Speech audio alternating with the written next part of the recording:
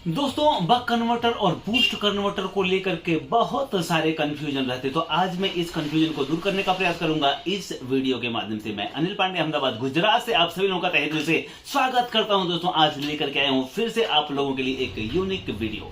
तो आइए, ज्यादा समय न वेस्ट करते हुए मैं बताना चाहूंगा, हम देखेंगे इस बक कन्वर्टर के बारे में। बक कन्वर्टर का इस्तेमाल किस तरह से किया जाता है, आइए देखते हैं। तो ये बक कन्वर्टर अर्थात जितना इनपुट वोल्टेज देंगे उससे कम वोल्टेज इससे निकलता है। तो देखें, हमने यहाँ ये इनपुट लिखा है, यहाँ इनपुट के टर्मिनल पे हमने वोल्टेज इन किया। देखें, यहाँ प्लस माइनस इन करना है 12 वोल्टेज, जितना भी आप इन करेंगे। देखें, 12 वोल्टेज हमने इन किया। अब चेक कर लेते हैं इसकी वैल्यू कितनी है। आप देखें, यहाँ मीटर पे फोकस करें और आप देख पा रहे हैं कि मीटर में इनपुट 12 वोल्टेज दिखा रहा है। अब हम इसके आउटपुट पे चेक करेंगे कि आउटपुट कितना वोल्टेज इससे हमें प्राप्त होता है। तो देखें, हमने ग्राउंड का टर्मिनल लगा दिया। ग्राउंड के टर्मिनल लगाने के बाद यहाँ देखें, मैंने प्लस पे रखा और आउटपुट में आपको 12 वोल्टेज ही प्राप्त हो रहा है। अब यहाँ ट्रिमर दिया है, देखें आप, ये ट्रिमर दिया है। इस ट्रिमर को जब हम घुमाएंगे तो ये वोल्टेज कम होना शुरू होगा। देखें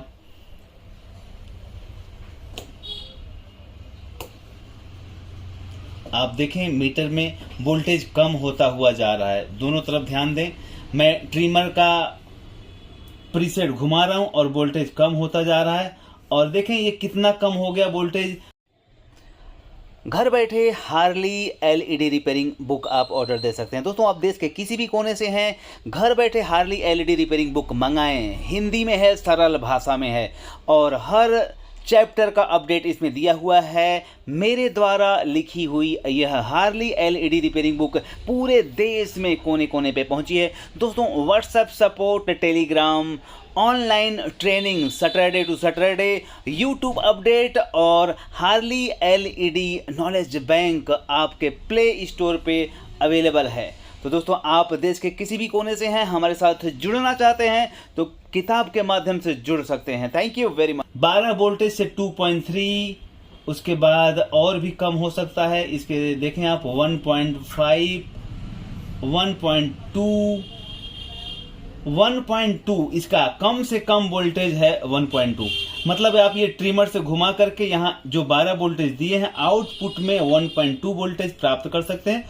अब अगर इसे बढ़ाना है तो वापस इस प्रीसेट को घुमाएंगे तो वोल्टेज बढ़ता जाएगा। देखें 2.7, उसके बाद 3 वोल्टेज, 3.3 भी हम कर सकते हैं। देखें 3.3 वोल्टेज भी आउट किया।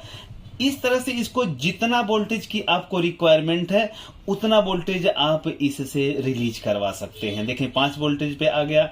इसको घुमाते जाएंगे तो यहाँ वोल्टेज कम ज्यादा होता जाएगा।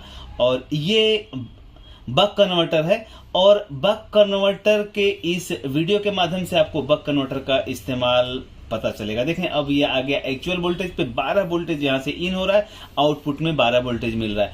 अब यहाँ दोनों सर्किटों के बारे में मैं बताना चाहूंगा कि ये जो सर्किट है ये बक कन्वर्टर है। जितना वोल्टेज आप इन देंगे उतना ये आउट करेगा। और वहीं पे ये बूस्ट कन्वर्टर है। इस बूस्ट कन्वर्टर को आप जितना इन करेंगे उससे वोल्टेज ये ज्यादा बढ़ाएगा। मतलब 12 वोल्टेज अगर दे रहे हैं तो ये 40 वोल्टेज तक बढ़ा करके देने की कैपेसिटी रखता है। तो दोनों सिमिलर होते हैं। अब सवाल ये है कि इसको कैसे पहचाने, जब दोनों एक ही जैसे दिख रहे हैं तो कैसे पहचाने। तो पहचानने की बात है तो यहाँ नंबर लिखा रहता है 2596, मतलब 2596, ये बक कन्वर्टर है। और यहाँ देखें इसका नंबर है 6009, ये बूस्ट कन्वर्टर है। बूस्ट कन्वर्टर का काम है वोल्टेज को बढ़ाना और बक कन्वर्टर का काम है वोल्टेज को कम करना।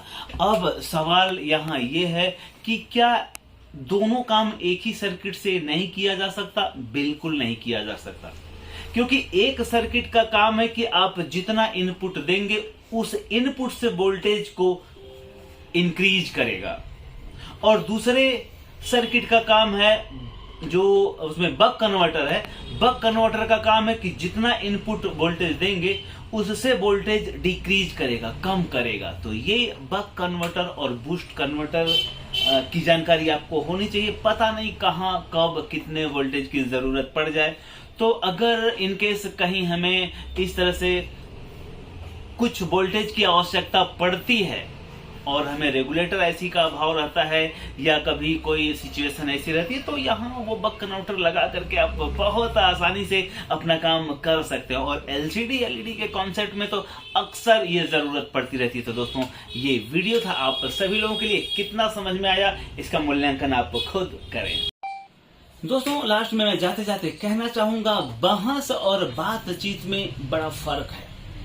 बहस ये साबित करती है कि कौन सही है, जबकि बातचीत ये सिद्ध करता है कि क्या सही है। तो दोस्तों, हमेशा बहस से दूर रहें, बहस में ना उलझें। कौन क्या कर रहा है, कौन नेता आएगा तो अच्छा होगा, कौन नेता आएगा बुरा होगा, इस जिद्दोजहद में बहस ना करें। बेहतर होगा कि बातचीत करके सही निर्णय क्या है वो निकालने का प्रयास करें। प्रणाम।